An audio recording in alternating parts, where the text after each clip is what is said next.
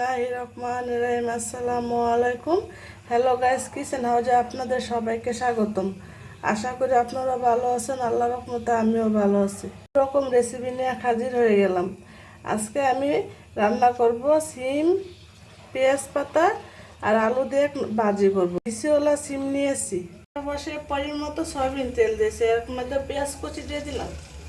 পেঁয়াজ কুচিগুলো আমি ভালো করে বেজে নেব। পেঁয়াজ ভাজা হয়ে গেছে, এর মধ্যে হাফ চামচ রসুন বাটা, হাফ চামচ কম আদা বাটা দিয়ে দিলাম, চামচ হলুদ, হাফ চামচ জিরার গুঁড়া, পানি অ্যাড করে দিলাম মশলা করে নেবে। 8টা মতো কাঁচামরিচ ফালি করে দিলাম। এখানে মাছকে বাজারে শুধু কাঁচামরিচ দিয়ে করবো, এনে কোনো শুকনা মরিচ দেবো না। দিলাম পরিমাণ মতো লবণ দিয়ে মশলাটাকে আমি 5 মিনিট কষিয়ে নেব।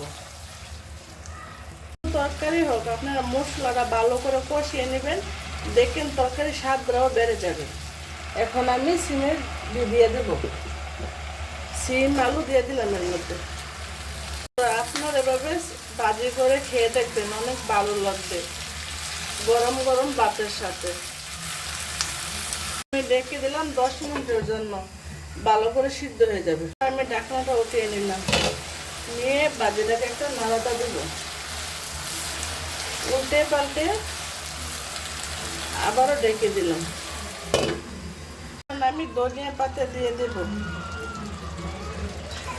ধনিয়া পাতা দিয়ে কিছুক্ষণ পর চুলা থেকে আমি ভাজিটা নামিয়ে নেব। আলু সিম সব সিদ্ধ হয়ে গেছে, লবণটা দেখে নেব। লবণ ঠিক আছে, লবণ জাল আপনাদের পরিমাণ মতো জাল আর লবণ দেখে দেবেন। সিম আলু পেঁয়াজ পাতা ভাজি হয়ে গেছে, এখন আমি চুলা থেকে নামিয়ে নিয়েছি। আমাদের কাছে যে ভাজি রেসিপিটা ভালো লেগে থাকে, লাইক দিয়ে পুরো ভিডিওটা দেখে নেবেন, আর আমার চ্যানেলে সাবস্ক্রাইব করে বন্ধু হয়ে আমার পাশে থাকবেন। থাকার অনুরোধ রইল। আল্লাহ হাফেজ।